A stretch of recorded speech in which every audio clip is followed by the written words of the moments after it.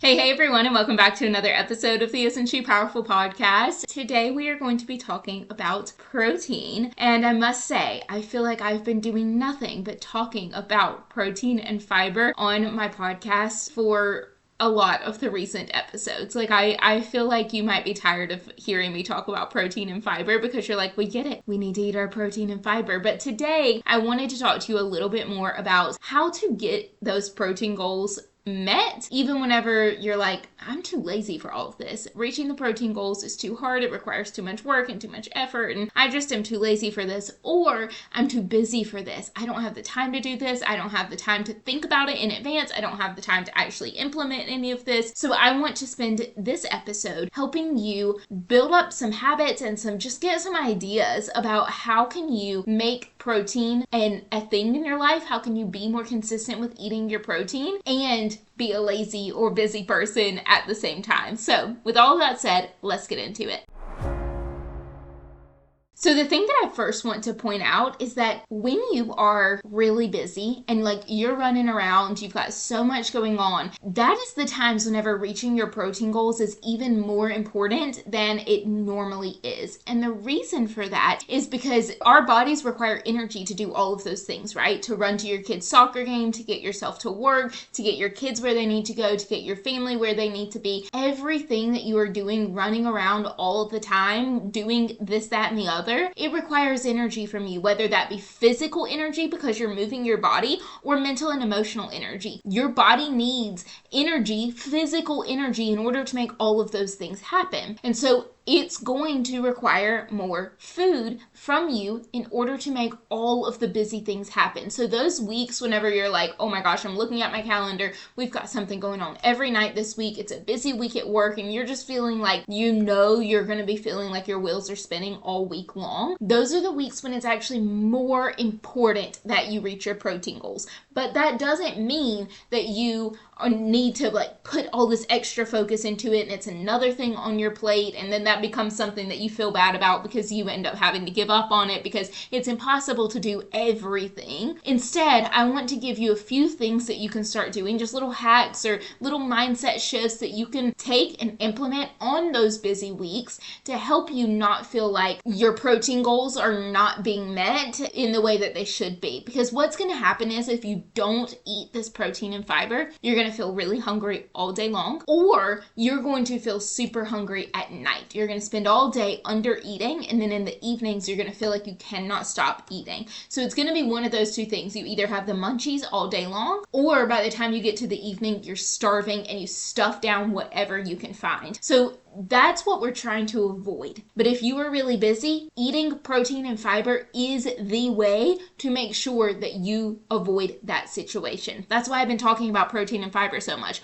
On this podcast, we talk a lot about getting rid of your food noise and your sugar cravings. And the number one thing that needs to be done to make that happen is reaching your protein and fiber goals. And so in this episode, I just want to dig into the ideas of how to make that a bit easier for you. Number one is protein first meal plans. So hopefully you are writing down the meals that you and your family are going to have throughout the week. Hopefully that's a conversation that you're having in advance versus waiting until the moment that you're about to eat to decide what are we going to eat. You're standing in front of the pantry or you're driving down the road about to pull up into a drive-through. Hopefully that's a situation that you're avoiding already. And if it is, when you make those meal plans, put protein as the top priority. The number one question that Shane asks me every single week. I say, hey, any ideas of what we want to eat for dinner this week? And his response every single time is, what protein are we going to eat this week? We center our entire meal plan around a protein source. I rotate through proteins based on where I'm at in my monthly cycle. So when I'm on my period or in the days leading up to my period, I'm eating beef. In the week leading up to my period, I'm eating ground turkey usually, and then in the couple weeks after my period, before ovulation, I eat a lot of chicken. So I rotate through. So that's always his first question. What protein are we on this week? Center your meals around a protein source. It is going to make your life so much easier whenever you're like, okay, we have chicken. What are we going to do with that chicken and how can we build a meal around it? Versus, let's have a pasta meal this week. Your thought isn't first of all, what protein goes with the pasta. It's what type of sauce do we want to have? What type of pasta noodle do we want to have? So instead of centering it around like, let's have lasagna or let's have pizza, instead center it around what protein source you're going to have. And that's going to make it a lot easier to hit those protein goals. So when you're meal planning, center it around protein first meal plans. Number 2 is to swap out some of the traditional things that you're eating for protein options of those things. Like for example, if you and your family, especially children, if you guys eat cereal for breakfast, you're typically somebody who eats like Lucky Charms or Fruity Pebbles or whatever it may be, and you put those in a bowl of milk. Instead, find a way to add protein to that. So you could do like a really protein heavy milk, like a Fairlife, or even a protein shake as the milk. Like a pre-made protein shake would be really great for that. A vanilla one would be really wonderful. Or do it over yogurt instead. So get yourself just one of those cups of yogurt, add in the same amount of cereal that you would normally be eating, and now you're eating it on a base of protein rather than eating it just as cereal, which is usually very high in carbs and sugar. So if we can balance that out with some protein, you are going to feel so much better. Pasta is another really good example of this. There's a lot of pasta options that have more protein in them. Chickpea pasta, lentil pasta, whole grain pasta. Those are 3 that have really good amounts of protein in them. There's also like, I think Barilla makes a protein plus pasta, and there's some of those on the market as well that you can find. But personally, I love reaching for chickpea pasta and lentil pasta. Those are going to be a really good source of both protein and fiber to give your body a little bit extra to work through so that you have that extra energy to get you through everything that you have going on in the day. There's also options for you to like use easier protein sources than what you're currently eating, right? Like rotisserie chicken. Nobody said you have to cook your chicken yourself. Get a rotisserie chicken or get the frozen grilled chicken out of the frozen section at the grocery store. Those are still really good options, high quality options that you don't have to spend a bunch of time making. The protein milk that I mentioned earlier, you could also add that to coffee. If you're a coffee drinker, that's the first thing you put on your stomach in the mornings. I would first of all love to see you switch that around and have something for breakfast first, some food in your stomach first, and then the coffee, or at least food in addition to the coffee. But if you are going to have your coffee on an empty stomach, protein milk is a really good option as a way to add something to that. So just get one of those protein shakes, a vanilla protein shake, and put that into your coffee instead of milk or whatever you're normally putting in. Now, number 3 kind of piggybacks off of that. I might have gotten ahead of myself a little bit, but this hack is to stop putting the unrealistic expectation on yourself that you are going to cook something from scratch every single day. Like the idea that you are going to have the energy to come home at the end of every day and get into the kitchen and cook a fresh meal is unrealistic, and you're setting yourself up for failure by expecting yourself to do that. So instead, let's shift away from I have to cook every single day and find other ways around this situation. One of my clients has really latched onto the cook once, eat twice method that I teach about in my coaching program, Seismic Shift. And all this simply means is you cook a meal once, you double the recipe so that you can put half of it away to have again on the second day, either the next day or 2 days later. This is the entire method that me and my husband live by in my kitchen at my house because it is the easiest thing. I do not cook every single night. I'm not going to cook every single night. That sounds terrible. So the cook once, eat twice method is a really easy way to save yourself a lot of time and a lot of energy in the kitchen. Another way that you can save yourself that time and energy is by using sources of protein that you don't have to spend a bunch of time cooking. I already talked about rotisserie chicken. It's pre-cooked. You can get one that's already warm and then you don't even have to warm it back up, but you can also get one and put it in the fridge and have it ready to go. I go ahead, like I get a rotisserie chicken sometimes on the weekends. I peel it all off the bone and then I chop it up and put it in the refrigerator so that I can use it throughout the week on tacos or salads or a quesadilla maybe, so that I don't have to spend so much time cooking during the week. But again, frozen chicken breasts, those count.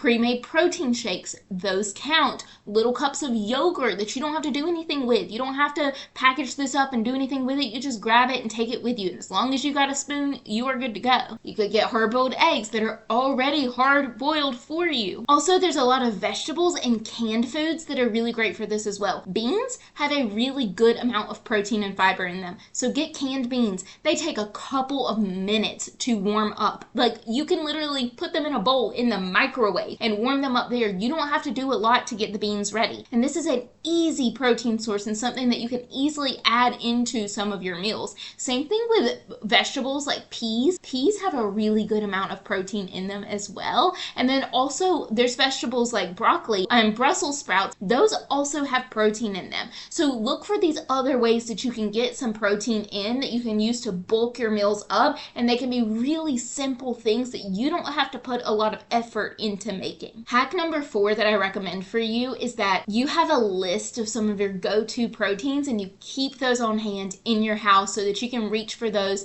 in a pinch, in a moment's need, when you're like, oh my gosh, I completely forgot that I need lunch for tomorrow, or I'm feeling really hungry today for some reason. What can I have? You want to have some easy protein sources around for those situations. So I've already mentioned it, but little Greek yogurt cups, cottage cheese is a good example, string cheese, or those other little like cheese, that Tillamook cheeses that just come in the little packages, right? Like, those are the easiest protein sources that you can keep around. Deli turkey is pretty much always in my refrigerator. I pretty much always have Hormel Natural Choice deli turkey in my refrigerator, and I'm constantly eating that as a snack or pairing it with a slice of cheese, rolling it up and turning it into meat and cheese roll-ups as a snack in the afternoons. The easiest way to get an extra protein. You could do packs of tuna or packs of chicken. Those are also really good sources of protein that you can carry with you. They don't have to be kept cold. You don't have to do anything with them to get them ready to eat. You just open the package with a fork and you eat it. And that's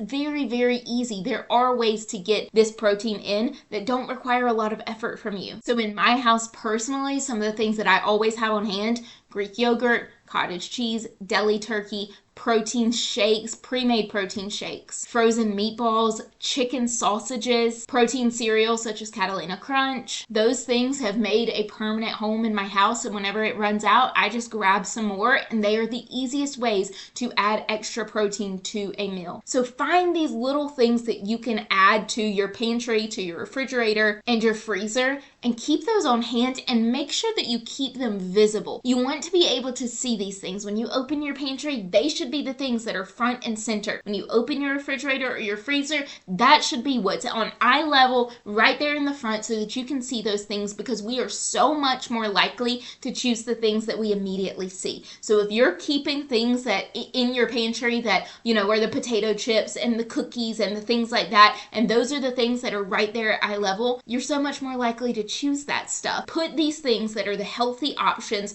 right in the front so that you have access to them all the time and you remember that they're there. Now, my last lazy girl hack for getting in more protein is to repeat your meals on purpose. We often think that our meal plans, they need to look glamorous and we need to have something special about them, and we can never eat the same thing twice, and we need this variety in our lives. And I'm not saying you need to eat the same thing every single day, but I am saying that get yourself on a rotation throughout the month so that you're not eating the same thing all the time, but you're also not coming up with new ideas all the time. I teach my clients, when it comes to breakfast, have about 3 to 5 options of things that you can repeat and say, week A is this option, week B is this option, week C is this option, and when I get done with week C, we go back to week A. So you're only having these meals about once a month, but they're easy. You remember them. They're your go-tos. You don't have to think much about them. You don't have to put a lot of effort into them. You're not eating them all the time so much that you get bored by them, but you're not also having to come up with something new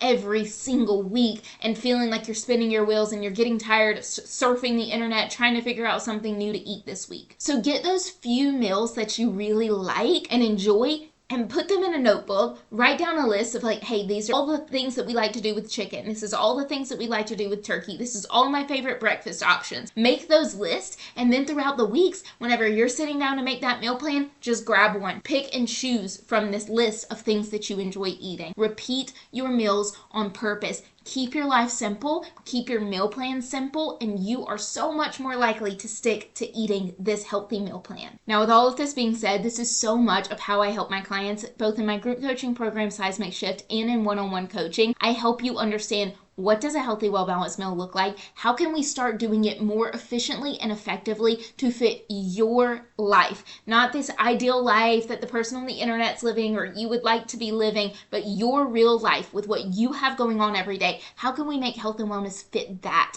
Because you are tired, you are busy, you do have a lot going on, and health and wellness should be a piece of the puzzle, not the entire puzzle that you're trying to put together in the midst of doing everything else in life. So if you would like my help, I would also love so much to get to help you through, again, my group coaching program, Size Make Shift, or one-on-one coaching. The information for both of those is down in the show notes below. To recap, our lazy girl hacks for getting in protein more easily. Have a protein first meal plan. When you sit down to make that meal plan on the weekends or whenever it is that you make it, protein should be the first question. What proteins do we have in the freezer? What protein do I want to eat this week? How can I build meals around that protein source? Number 2, start looking for easy ways to swap out some of the things you're currently eating for more protein heavy options. How can I switch out my milk? How can I switch out the base of this meal? How can I switch out something that I'm eating here? Like if the meal has a lot of bacon in it, how can I switch that bacon out for something that has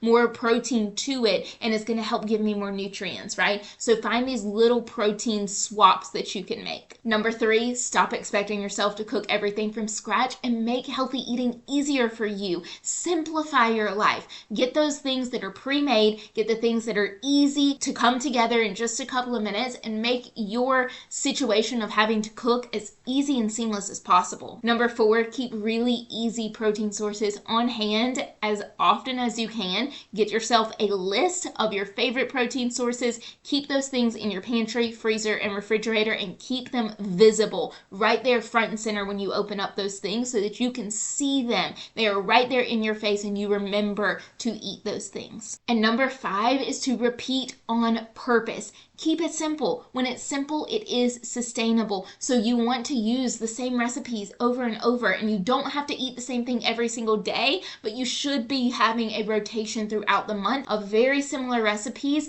because when you do that, you are going to make sure that you don't get tired of them, but you also don't have to come up with something new every single time you sit down to make a meal plan. I hope that you enjoyed this episode of the Isn't She Powerful podcast. Thank you so much for tuning in. I look forward to seeing you in the next episode and getting the ability to work with some of you in my coaching programs. See you next time. Thank you so much. I can't wait to see you again next week. And always remember, the more you know, the more you grow.